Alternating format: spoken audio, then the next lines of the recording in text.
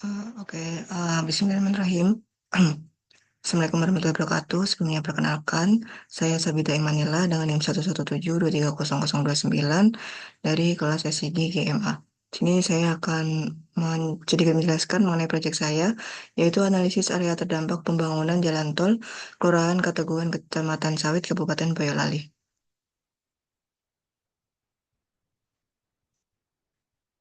Untuk daftar isi, e-book ini akan berisi latar belakang, model data, basis data, analisis spasial, georeferensi, visualisasi, dan juga hasil. Untuk latar belakang, Desa Keteguhan merupakan salah satu desa yang berada di Kecamatan Sawit, Kabupaten Boyolali, Provinsi Jawa Tengah. Secara geografis, wilayah ini terletak di bagian selatan Kabupaten Boyolali dan berbatasan langsung dengan kawasan perkotaan seperti Solo dan juga Sukoharjo, sehingga memiliki posisi strategis sebagai wilayah peralihan antara kawasan pedesaan dan juga perkotaan.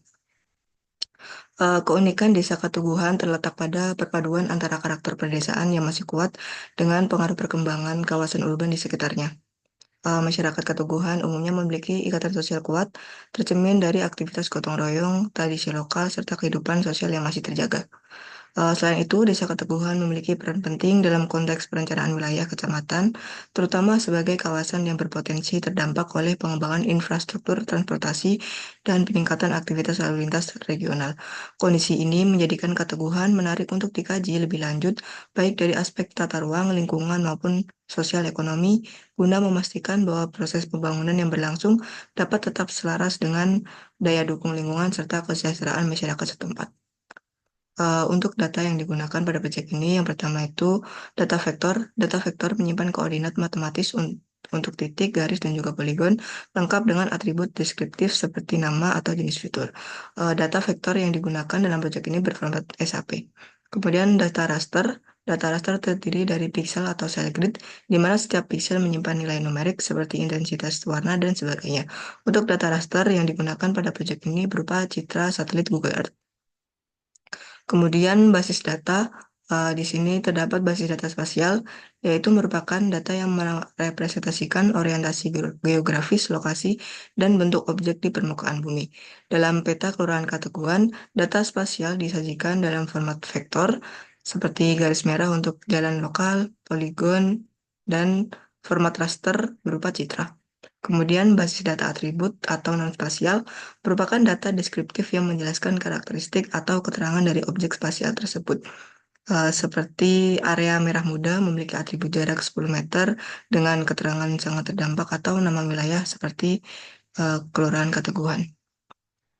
Kemudian untuk analisis spasial yang digunakan dalam proyek ini adalah analisis buffer dan juga overlay. Analisis buffer pada peta ini merupakan teknik analisis spasial yang digunakan untuk membuat zona atau jangkauan jarak tertentu di sekitar fitur geografis. Dalam hal ini adalah jalan tol untuk mengevaluasi tingkat dampak terhadap lingkungan sekitarnya. Radius buffer didapat dari pedoman pemanfaatan ruang dan pengendalian pemanfaatan ruang di sekitar jalan tol tahun 2005 yang mengandung informasi mengenai jarak rumija dan juga ruas jalan. Setelah zona buffer terbentuk, dilakukan proses overlay dengan data penggunaan lahan lainnya, seperti permukiman dan juga lahan produktif untuk mengetahui pengaruhnya terhadap eh, pemukiman dan juga lahan produktif di sekitar jalan tol. Kemudian georeferensi.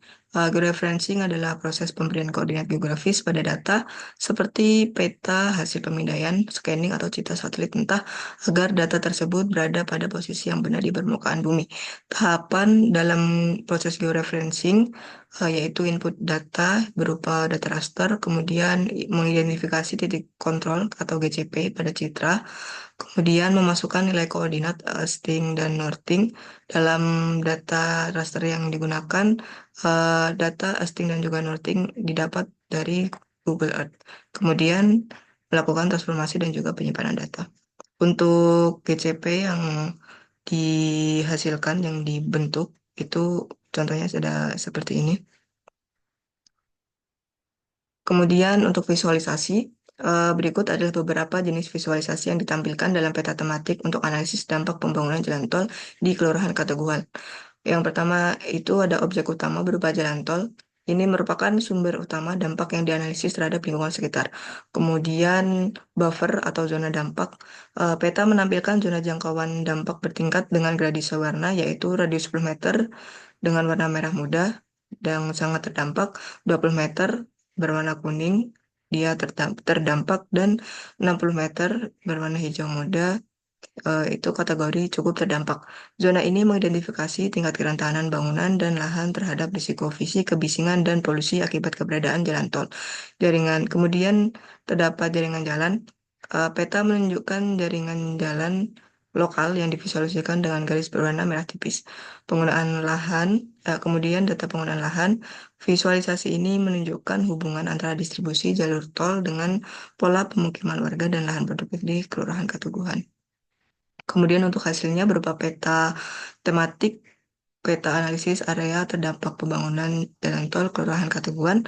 Berdasarkan peta analisis area terdampak pembangunan tol di Kelurahan Katuguan, proyek infrastruktur ini secara signifikan mempengaruhi keruangan permukiman di sekitarnya.